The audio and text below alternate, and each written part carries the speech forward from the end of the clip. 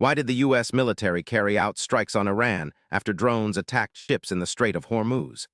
The answer reveals a dangerous game of power and security in one of the world's most strategic waterways. The Strait of Hormuz is one of the world's most critical maritime choke points. Roughly a fifth of the global oil supply passes through this narrow waterway every day. Any disruption here can send shockwaves through global markets and energy supplies, raising tensions among nations.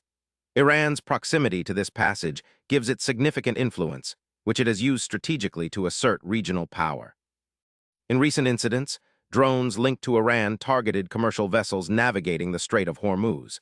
These attacks were not just random acts. They were calculated moves to intimidate and challenge the freedom of navigation.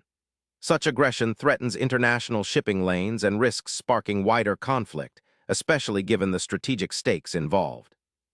The U.S. military responded with targeted strikes aimed at Iranian assets believed to be involved in the drone attacks. This show of force served multiple purposes: deterring further aggression, protecting vital shipping lanes, and reassuring regional allies of America's commitment to their security. It was a clear message that attacks on international commerce would not go unanswered. These strikes did not happen in isolation. They intensified the already fragile relationship between the U.S. and Iran, feeding into a larger geopolitical struggle involving sanctions, nuclear talks, and regional conflicts. The Strait of Hormuz remains a flashpoint where global powers' interests collide, making every incident here a potential trigger for wider escalation.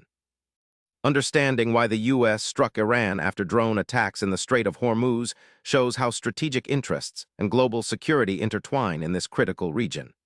Every action here can ripple worldwide, reminding us how fragile peace remains. Hit subscribe for daily answers to questions you didn't know you had.